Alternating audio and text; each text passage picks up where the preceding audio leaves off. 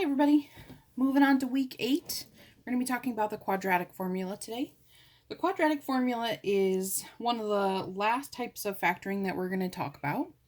The quadratic formula is something that can be used for any type of factoring. It does not matter what the quadratic look like. A squared plus b squared equals c squared, remember, is quadratic. That's this one right here. As long as you know the quadratic formula, you could literally apply this to any quadratic and you could find the solutions, roots, or zeros. Remember that those three words mean all the same thing. So the quadratic formula, and remember that you're going to want to take notes while we're doing this,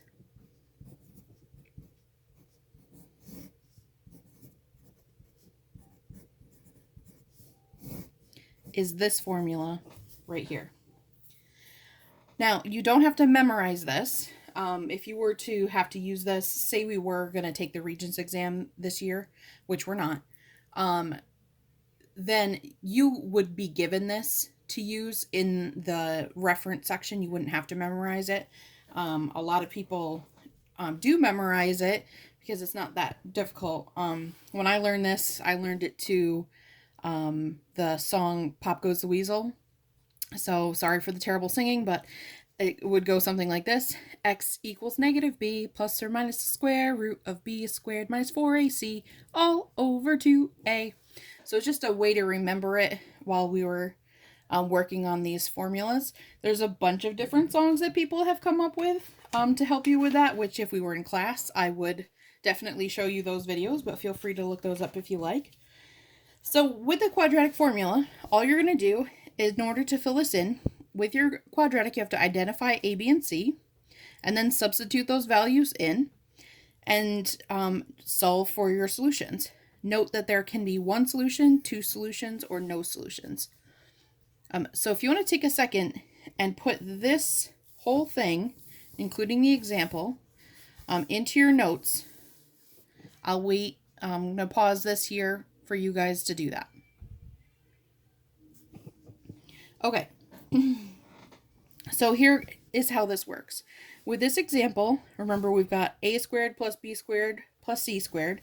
They have z's here, but they're still acting as the variable, so it really doesn't matter. So a here is, there's an invisible 1, so 1. B is negative 3. We have to keep the sign that comes in front. And c is negative 8. So when I take this and I put this into this quadratic, you would have x equals negative b, which b is negative 3, plus or minus the square root of b, negative 3, squared, minus 4 times a, which is 1, times c, which is negative 8, all over 2 times a, or negative 1. So from here, you just simplify. X equals, this would be 3 plus or minus the square root. This is 9. And then right here we've got negative 4 times 1 times negative 8, so plus 32, all over 2 times 1. So, and then here we can just add inside. So you'd have x equals 3 plus or minus the square root of 41 over 2. So I've got the two solutions, either x plus the square root of 41 over 2 or x minus the square root of 41 over 2. Let's look at some other examples.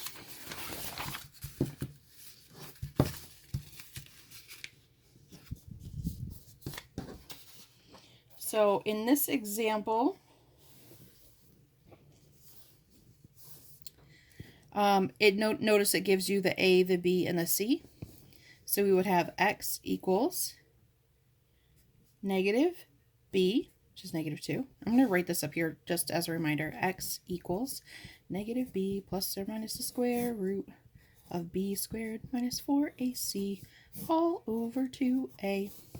So negative b plus or minus the square root of negative 2 squared minus 4 times a times c, all over 2 times a, or 2 times 1. And then you just take this and simplify. So negative of a negative 2 is positive 2. plus or minus, you'd have 4 and then plus 48 over 2. So this would be 2 plus or minus the square root of 52 over 2. So you have your two solutions, which we would split up from here. So sometimes when you get these, you do get them to work out kind of nicely. For example, if I skip down here, you've got A, B, and C, but notice this equals -4 for this one. So you'd have to get these to equal 0 when we do this. So in order for this to work out, then we'd have to bring this this 4 over by subtracting it, and that's why C here is -9.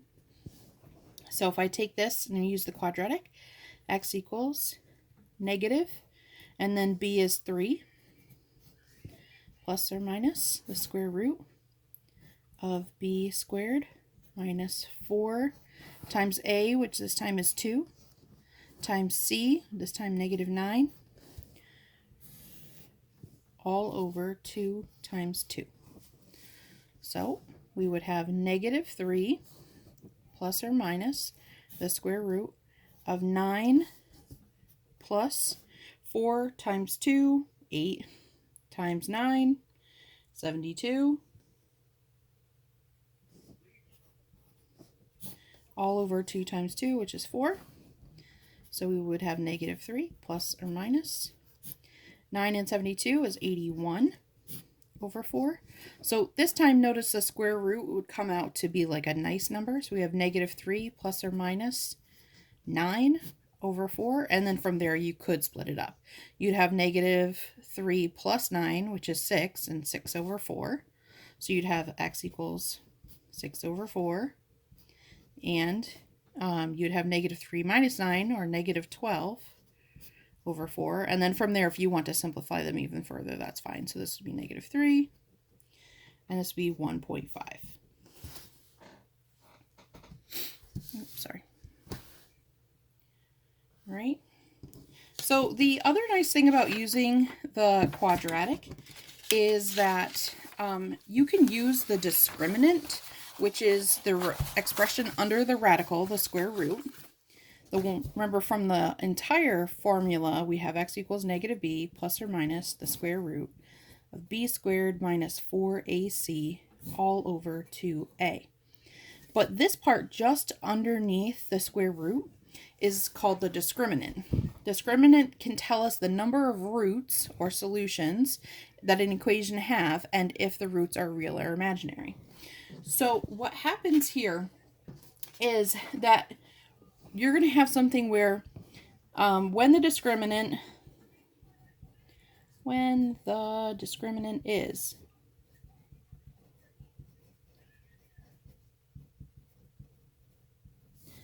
first of all, you have the case where the discriminant is positive. The number of roots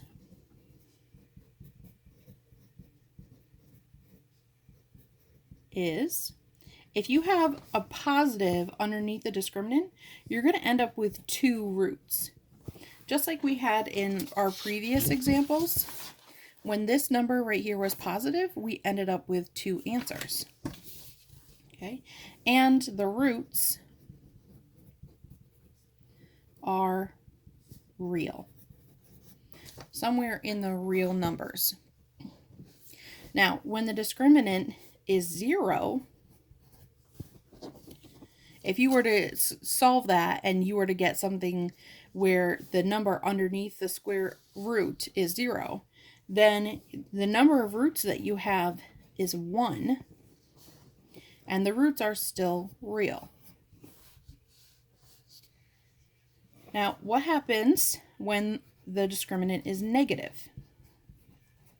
When the discriminant is negative, when the number underneath here is negative, remember we said before that we can't take the square root of a negative number. Now, you can in higher math, but as far as where we are right now in algebra, what happens is you get no roots because the roots are imaginary numbers. Remember, when you have a negative under a square root, that's an imaginary number. So you can take a look at some of these examples and you could tell how many roots it would have just by looking at b squared minus 4ac. So if we did that for these three, a, b, c, b squared minus 4ac. All right, so I would have b squared, or 1 squared, minus 4 times negative 3 times 1. Well, that's 1 plus 12.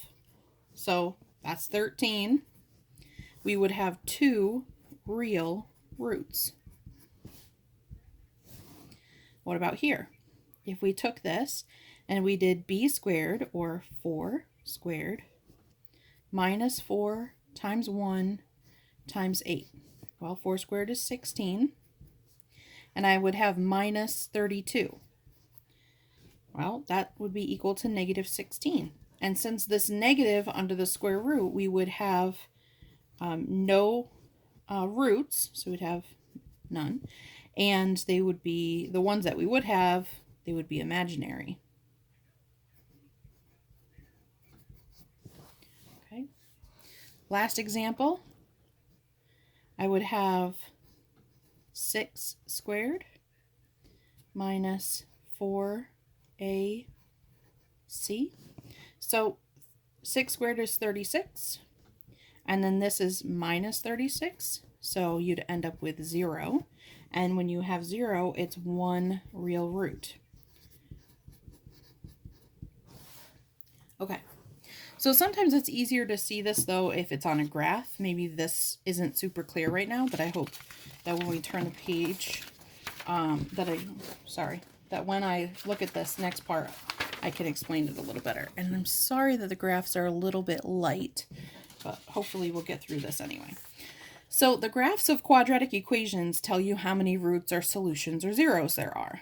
So notice that this graph here touches the x-axis 1 time. So this has 1 real root.